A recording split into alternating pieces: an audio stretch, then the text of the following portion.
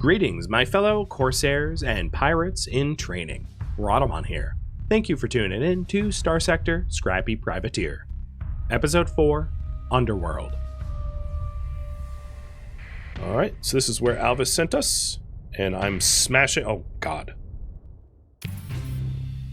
Scan is done. So now my relationship with Alvis is 18 of the 50 that I need for him to trust me to do the jump drive quest line.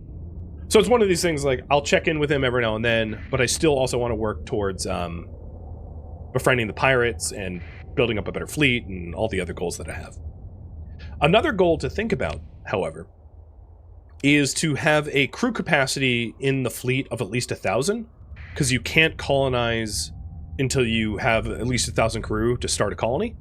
So that's another goal of mine, is to get enough ships to have a crew of 1,000 so that colonies are even possible. So each additional ship that I add will actually help towards that, which is great. And then we go another 10 points for the mag field and gas giant.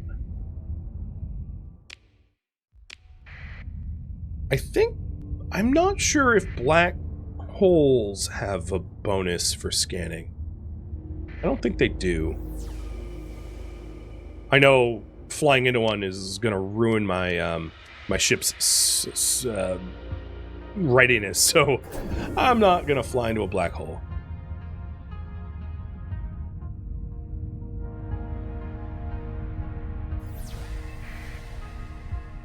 And we'll check out this this last planet doesn't have ruins or anything, but I'll just set up the initial scan for it anyway. The preliminary scans.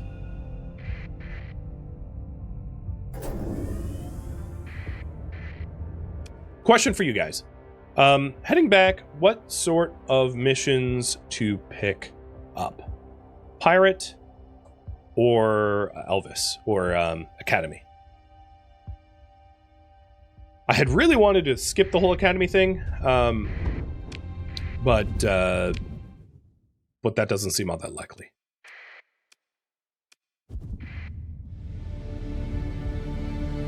One thing to note here on the map is if you have exploration tab on, you can see...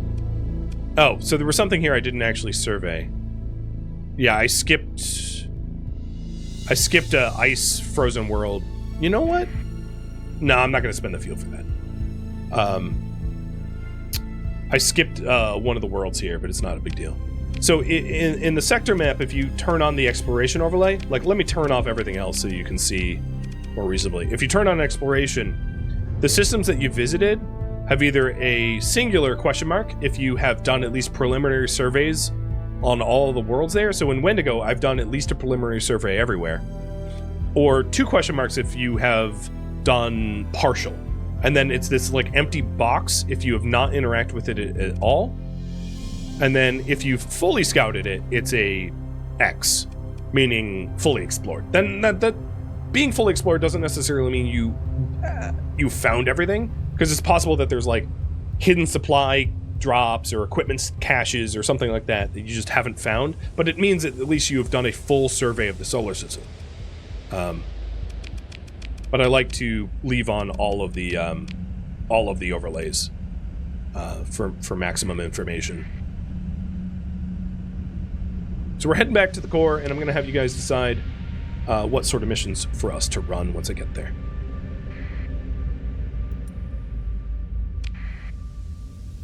Ooh, that's a big old fleet. No, don't touch me!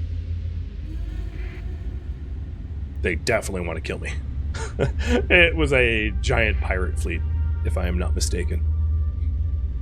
And our fleet is not agile. It's too bad I don't have reverse polarity.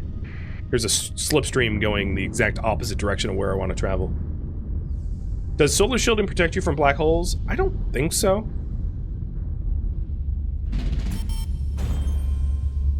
But there's an easy way to find out. Install solar shielding and go. Or find yourself a Lion's Guard ship and go. Lion's Guard ships, I think, have built-in solar shields by default. So if you don't know what I'm referring to, that was the raffle. So first things first, Aurora. Aurora, you're going to need to be Febreze here.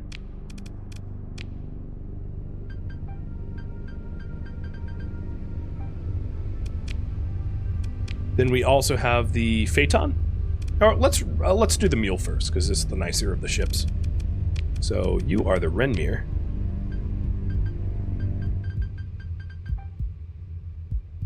And we've got the Tempest.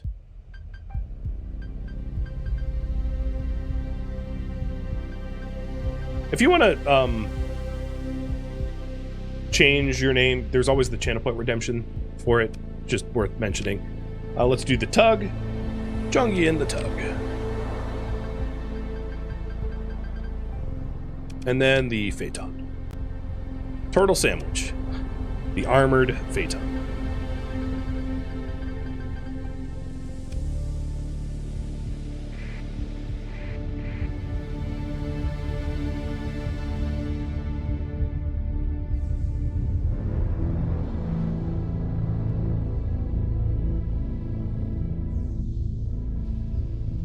No, don't go in there. No, don't go in there. When you're on sustain burn, like I am, you have like... I could always turn sustain burn off. Sustain burn doubles your speed, but limits your maneuverability. So it's really good for like long distance travel, but you can't turn on a dime anymore. Whoever you are, you need to piss off. They're clearly trying to murder me.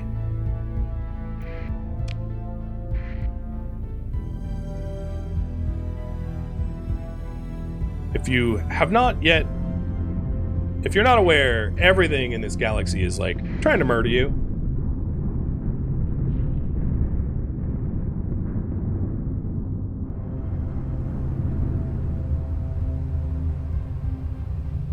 So we're very low on fuel, but I have enough fuel to get to Nakara and then buy some black market fuel to keep moving. Also, once we get close to Nakara, we will fulfill our contracts with Alvis, because we'll be within comms range. So there we go. Alvis is now up to 25 of 50 that we need. And then we're also inadvertently improving our relationship with the Independents, which is really not that bad. Independents are just like slightly less lawless pirates, as far as I'm concerned. They're privateers. You know, the Independents decided essentially not to join the Persean League. They're essentially worlds that police themselves. And I'm not interested in necessarily going to war with them, in other words. Okay. Now for the offload.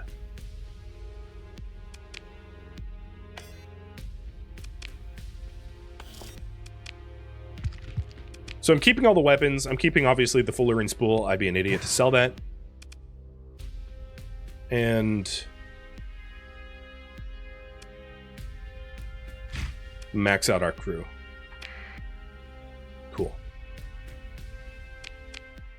I'm going to pick up a little bit more black market fuel over in the other system. Can I talk more about AI governance? You can install alpha cores, AI cores as governors, but I'm not allowing that in this series. Woo, that's a lot of black market fuel. Yes, please.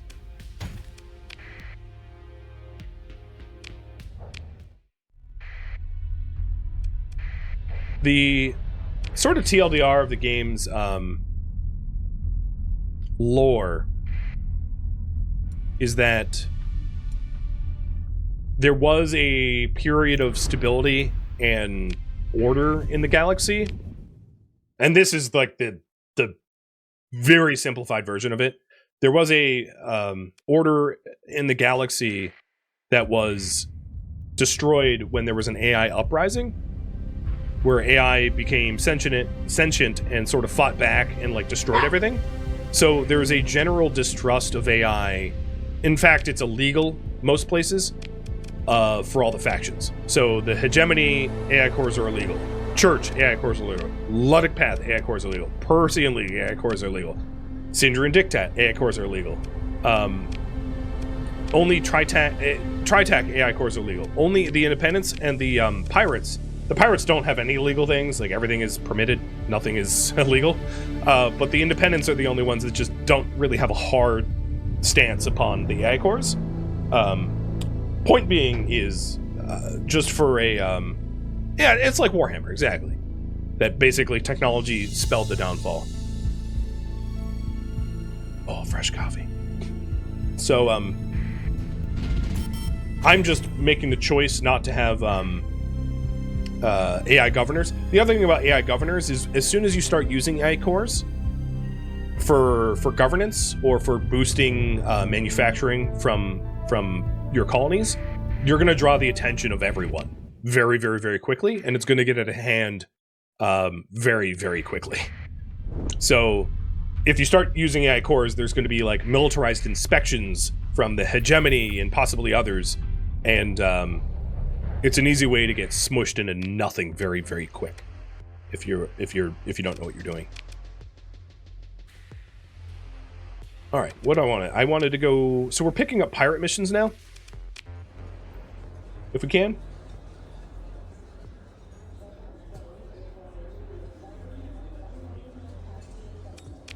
So one of the issues with these bounties, Underworld bounties, is they will often have you attack factions that I don't necessarily want to go aggressive against. So if these bounties had me attack the Luddic Path, I don't mind that, because I'm already hostile with the Luddic Path, and there's not going to be a situation where I'm going to want to, like, befriend them. But, I don't want to attack Persean League, so I'm just going to decline. They didn't have any contracts that I'm interested in. Was there any missions just open? There's also, I could develop the contact, the Underworld contact of Kemi in Corvus. So I might actually do that. And go over to Corvus next, talk to Kemi and see if she has anything for me.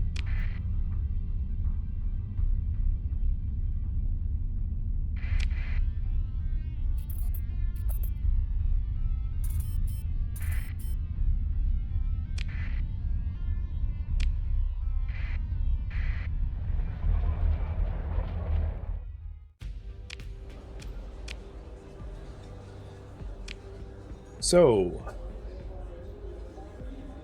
you aren't a pirate. You are an independent.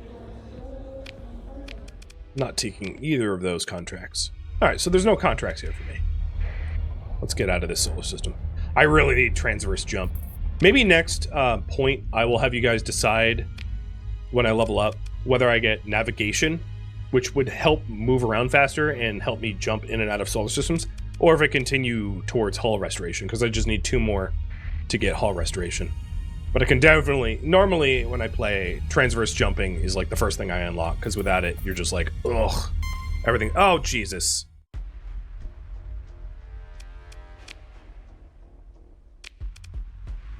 There goes my story point. I'm gonna use it to avoid combat with them. I'm trying not to save scum. I'm not necessarily playing Iron Man, but if I can avoid save scumming as much as I can. Oh, leave me alone. The problem is I have like a fat... Yeah, alright, I'm just gonna save this one. I have a slow, fat fleet that just is not agile. And until I get, yeah, okay. Let's just load this. So clearly I should not go that way, because it's completely choked with pirates.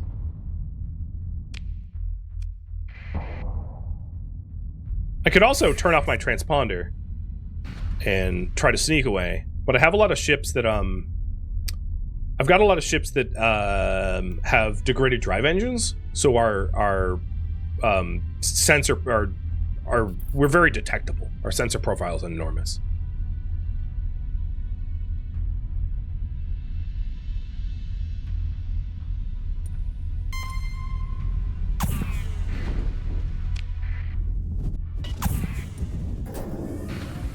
Wow. Okay. It's going to be like that. Okay. Let me not just keep smashing my face into this. I'll just, I will go a different way because they're guarding the hell out of that gate for whatever reason.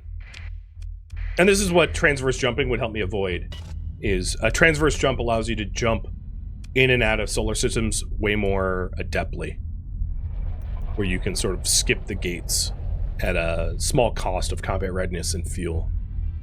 Well, not even fuel. I mean, the fuel's kind of the same.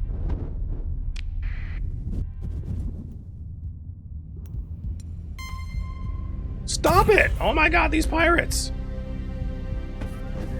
I'm literally trying to go to a pirate ringleader for contract, and you guys are stopping me every 5 feet. Can you... let's just leave me alone. So, I'm headed over to Kemi, who is in Jangala. So she's a smuggler in Jangala, and I'm going to try to pick up missions from her. If the other pirates will allow me to even make contact with her, because they're being obnoxious. But you can see why I'm not eager to sell blueprints to the pirates just yet, because I don't... One of the concepts is anything sold on pirate stations or on the black market can be used by the pirates. So for instance, if I got a blueprint for like a really strong ship and sold it on the black market, the pirates will actually use that blueprint and start manufacturing those ships for combat. So every blueprint you sell on the black market is a blueprint that is used by pirates to harass the solar system, which... once I'm aligned with the pirates, is good. Great, in fact. Because then the galaxy will be full of fleets that are powerful that help me. But until I'm at least neutral with them, it would be a negative. Alright, Kemi, what do you have for me? A data core swap job? So... Whoa, that is really far away. You know, no, I'm not doing that. You want me to obtain 36 units of recreational drugs? I could do that. What about surplus of food? There's a stockpile of 720 food on Eventide, 3 light years away. Sure, I'll do both.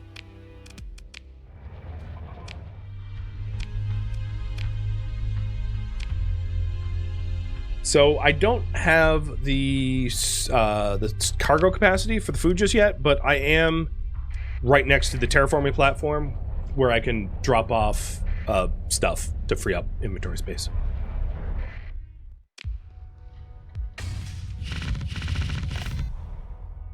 If you're wondering, I modified my config files so that I can hold left alt to very rapidly transfer things. I just mouse over it and it goes poof. There's guides online. You can Google for that. It's pretty easy to do. So now I have the capacity for almost all the capacity for that food that they want me to transfer. I think it was, what, 720? Okay, so I should be fine now. I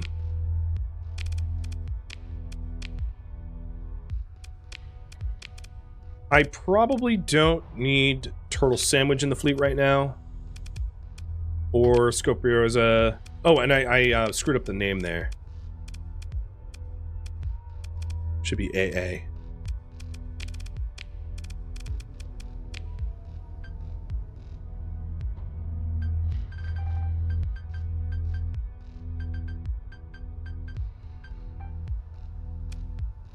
So I'm just trying to limit the amount of supplies I need for the fleet. I will keep the tug. And then stick some stuff on the tug. So I need a dock. I don't know if there's a derelict dock anywhere. I'm trying to think if there's a derelict dock somewhere that I can drop that off. Well, let's auto-fit this ship to standard. Got a cannon and some salamanders. Salamanders are not great, but that's whatever. It's fine.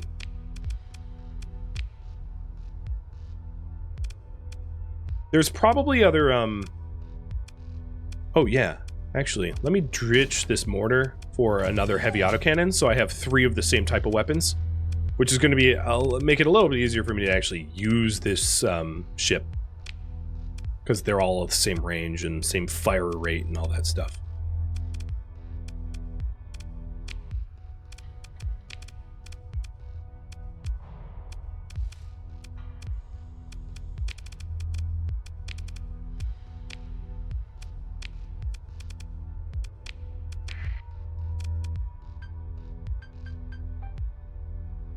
Okay, looking good.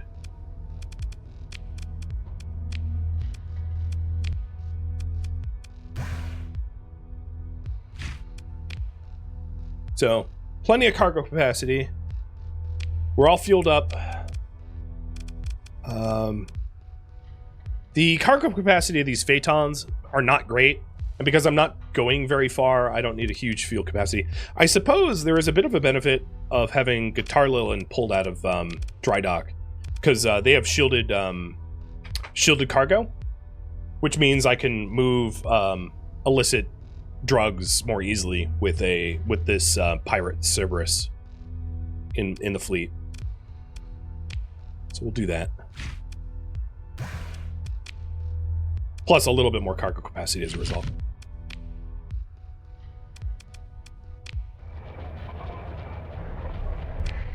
Alright, so I need to acquire 36 units of recreational drugs and then pick up units of food at Eventide. So let's see if I can't just like buy the drugs in the black market and deliver it here. Yeah, okay. That's going to be easy to do. Hey, I have your drugs for you. Oh wait, where do I drop this drug off? Oh, at Eventide. Okay, so headed to Eventide then. That would be in Samara. And the beauty of the shielded cargo is that if I do get scanned from pickets, or basically the police, some of the cargo that I have is going to be shielded as a result. So I wonder if it says anything about that. But it is shielded cargo holds here. And the way the game works, correct me if I'm wrong, but I believe the way the game works is your illegal stuff is prioritized for your shielded cargo. So shielded cargo does have limited capacity, but your illegal stuff is prioritized to be put into that so that you hide it from scans. Oh, come on, this had a magnetic field. Do I have to be sitting in it? That's another thing I should be remembering to do. Yeah, I have to be sitting in it. Is anytime that there's an ice giant with a magnetic field to scan it so that I can get more topography info. It's very easy to forget to do that.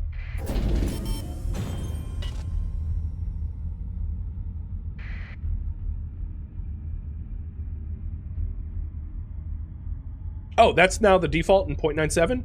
The quick... Oh, that's so nice. Because having to click individually was really a drag. Alright, so... Gangster. I need to get here with my transponder off. And investor, I am picking up the food. So, just the simple act of picking up the food to sell improves my relationship with the pirates, and I can sell the food here on the black market. It was really, I was only doing it for the rep. So in order to complete the drug contract, I need to turn off my transponder and essentially sneak into... Oh, I'm about to get scanned. That's fine. They couldn't find anything because of the shielded cargo. So what I'm doing is I'm trying to hide in this ring, which helps to hide my sensor information. And what I'm doing is I'm just going to be sitting here until I see that the pickets go away, where I can sneak into Eventide and deliver the drugs under the radar. So now my sensor profile is very, very small, I don't care if the prospector sees me. Oh no, they saw me.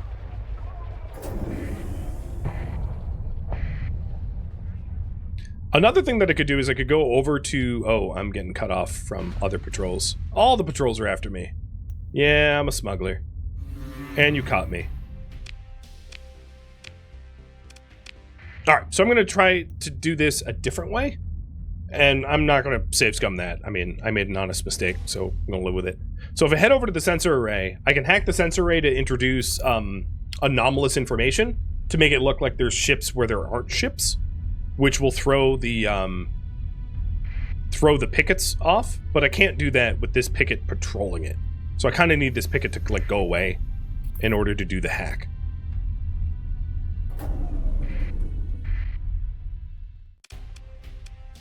Alright, so I'm going to hack and introduce false reasons. So the act of hacking will allow me to actually benefit temporarily from this sensor array, so I'll have better sensor information for the solar system. And then I introduce false reading into the data feed to try to throw police off my trail as I try to smuggle things into Eventide. Oh, you know what? Save real quick.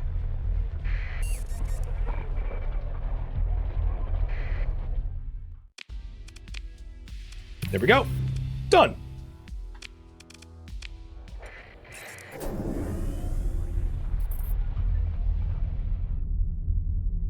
There just happened to not be pickets in the area. Probably because they were all chasing down that fake sensor data. So, it worked.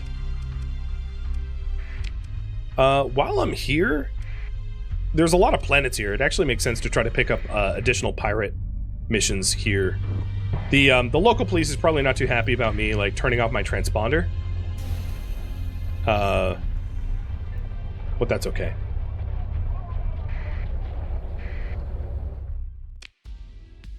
So an officer for hire who is a cautious... No, I don't want cautious. A freelance administrator. I don't need administrators. In fact, I think I have administrators right now that I don't want to be paying, if I recall. I don't remember how to fire them without actually having planets, though. But, whatever. So let's see. There's no one in the bars. Yeah, okay. So there's nothing going on there. Try over at Sphinx. Oh yeah, here it is. Manage administrators. Wednesday, third shift. I'm gonna fire you for now, because I don't want to pay you when I don't have any colonies. So that would be DW. Delta Whiskey. To turn those off. To fire them.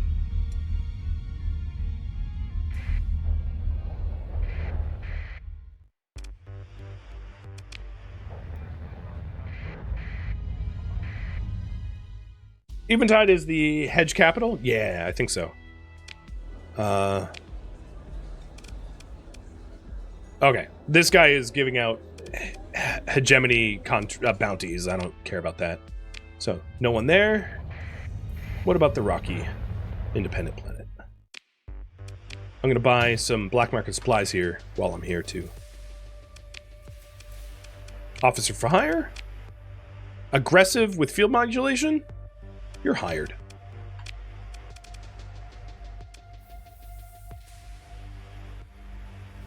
Field modulation is actually one of my favorite skills. Makes your shields be able to, like, vent hard flux. It's great. Alright, so you want me to sell me facility codes? No, thank you. And you want to sell me a ship? No, thank you.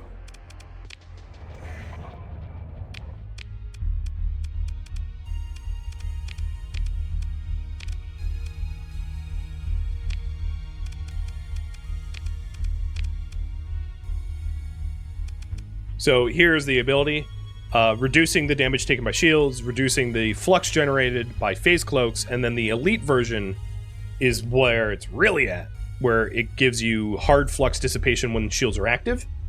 So the concept of flux is it's like a certain capacity to run your weapons and shields, and soft flux is vented out passively, whereas hard flux isn't. You have to actively vent, and in order to actively vent, you have to essentially turn off your shields and your weapons. So the ability to passively vent hard flux is amazing, because it allows you to keep your shields up or keep firing or whatever without having to power everything down to cool the systems down. Very, very strong. That isn't the elite version of it, but even the non-elite version of reducing the damage taken by shields is pretty amazing, in my 2 cents. Right, we'll try Tika City here. I didn't really find any good missions there. There's also the possibility of just like picking up random missions that are offered up, but there aren't any at the moment. Officers can get elite skills if you spend story points for it. So if I go to this new guy, I can say make skills elite, and I can pick specific skills that have elite versions and make them elite. But again, it costs story points, of which I have none.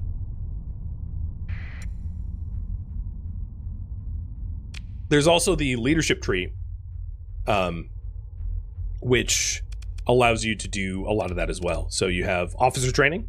So more officers under your command, more numbers of elite skills my officers can have in my command, and then more command points. And then officer management for more officers, more command points. And then this one, support doctrine, which all ships without officers gain helmsmanship, which is like speed, damage control, combat endurance, and ordnance expertise. And deployment cost is reduced by 20% or 10 points, whichever is less.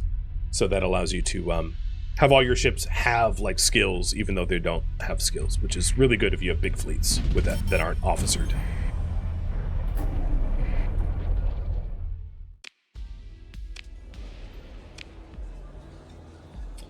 A pirate who wants to sell me a Cyclone Reaper launcher blueprint. Sure.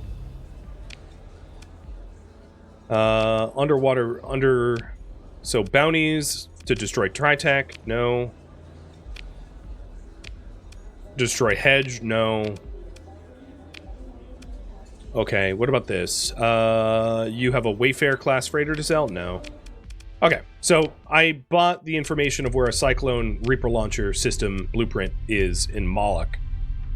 And I really only bought that because just offering to buy it puts me as inhospitable to the pirates rather than openly hostile, which is a big step in the right direction. But there's no more missions to be had here, so I'm going to go to a different sector.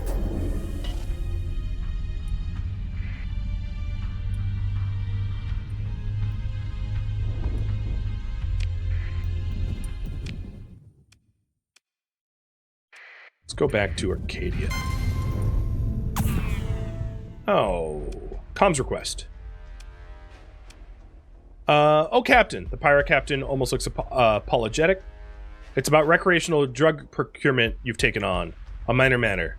She wags a hand as if it's not quite important enough to explain, but she'll indulge you. But there is a competitor who hired me to send a message about the risks of doing business with that particular individual. This isn't personal, that's a relief. So they want to fight me. And I don't have story points to avoid it, so I'm going to engage it. Unfortunately, I don't really have a lot of good combat ships at the moment. I left them all at home. And then the giveaway for that new officer is going to be Glitch, once I can name an officer.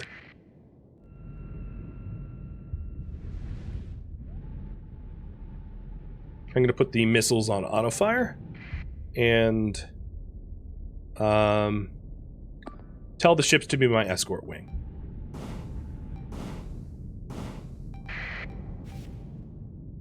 Best thing I could do here is to absolutely stomp the small ships quickly, because the big ships are going to be coming in and they're going to be a little bit harder to contend with.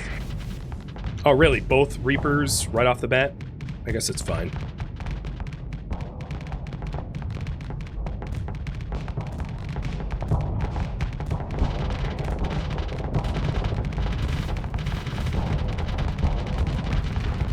The weapons I have on this ship are like not great. In fact, I'm like very likely to just straight up get destroyed in this fight because I'm a little outgunned, outnumbered. But that is what saving loading is for. It's not Iron Man for that reason. So I blew out my engines. Let's try to get this Shepherd. And then I'm going to tell the... one of the mules is already destroyed. So it's expensive to run around with the missile cruiser, but given how annoying it is to be harassed by small fleets and not really have the manpower to destroy them, it might be worth me running around with that missile cruiser anyway, even though it's more expensive to upkeep.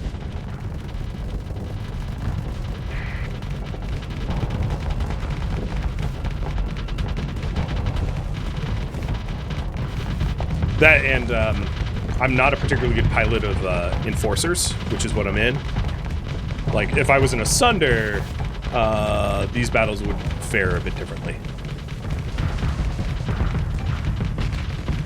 Because there's also just, like, personal preference and experience. So, like, if I was in a Fury or a Sunder or something like that, which is a different ship type, I'm just a lot better at piloting those. The sort of, like, high armor, hegemony gunboats, I'm not great at using.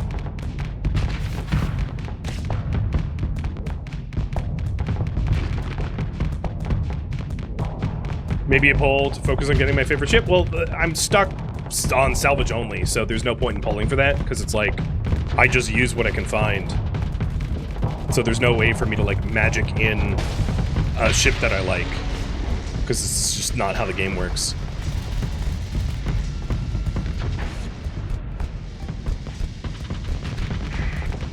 It's definitely one of those situations where, like, if I find one, awesome, but don't hold your breath, because you may never interact with it.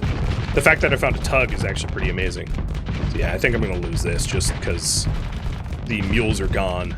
And the mules weren't, like, all that well equipped to begin with.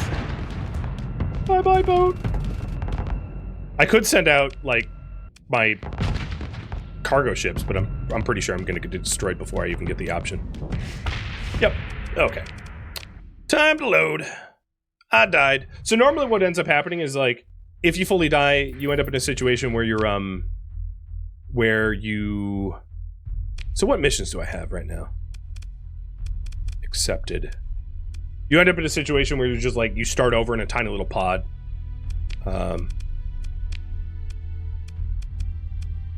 So I don't have any accepted, so yeah, okay. So we're back just a little bit.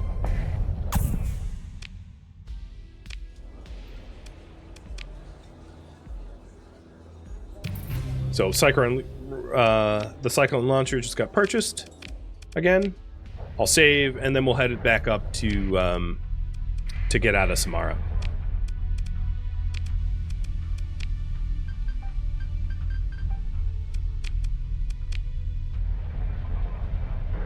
I was outnumbered, yeah. Yeah, the fleet I'm running with right now was my, like... Ooh, what ship was that? Was my, like, long-range survey fleet, not a fleet that's good at combat.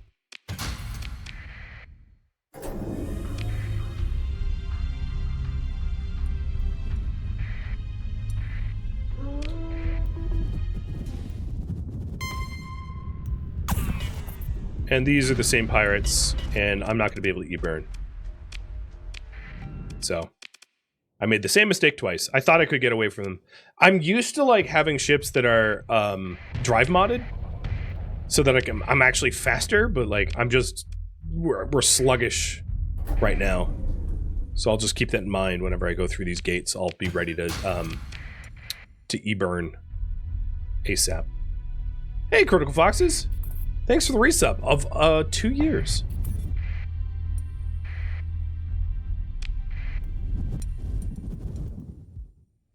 Oh, wait, you're coming from a different direction now? That's just not fair. Even being a precog here, knowing what's coming my way, I can't even get away. Yeah, I really need transverse jump. Is the TLDR. I keep this is continually annoying as a result of not having transverse jump. I should have went for that before I went for demod removal. Because transverse jumping would allow me to just like jump out of anywhere in the solar system, so I wouldn't have to use these jump points. So now, knowing what I know, I'm just going to immediately fast burn out of there. So working with some contracts, like the one I did on Corvus with Kemi, other pirate people will not be happy with those relationships. That's just the way it is.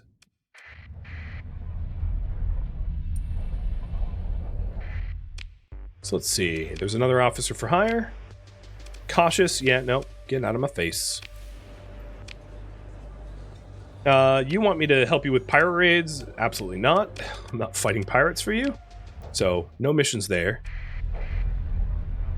What's unfortunate is no missions have been, no, like, general missions have been offered up from pirates of, like, surveys or derelict ships or anything like that. Scanning Sphinx for topography data.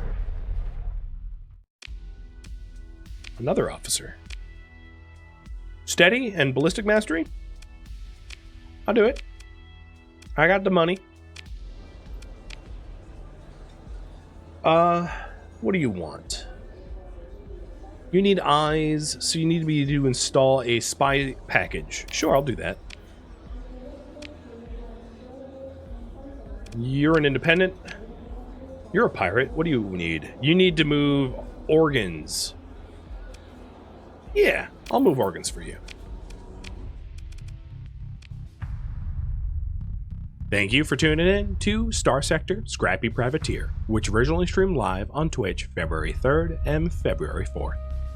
If you have any feedback or questions for me, let me know in the comments below, but please keep in mind that this is a series from a marathon stream, meaning that changes cannot be made to the series. If you would like to catch a live stream of mine, Rhadamant.com has my stream schedule and countdown timers to upcoming streams. If you would like to join my online gaming community on Discord, a link can be found in the description of this video or also at Rhadamant.com. Additionally, in the description of this video is a link to the details about this series, if you're wondering about the scenario series rules or goals. Thank you so very much for watching, and a special thank you to my Patreon patrons, Twitch subscribers, and viewers like you that support the channel and made it all the way to the credits. Thank you so very much. Hope to catch you next episode or an upcoming stream. Farewell, my fellow privateers.